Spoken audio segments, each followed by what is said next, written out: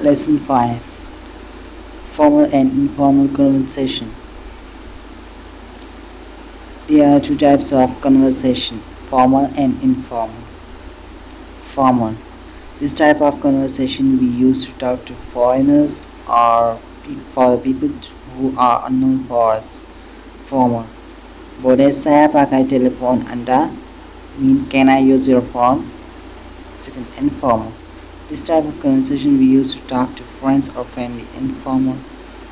Boleh aku pakai telepon kamu? Mean, can I use your phone? What is the difference? Here, saya turns into aku and Anda turns into kamu.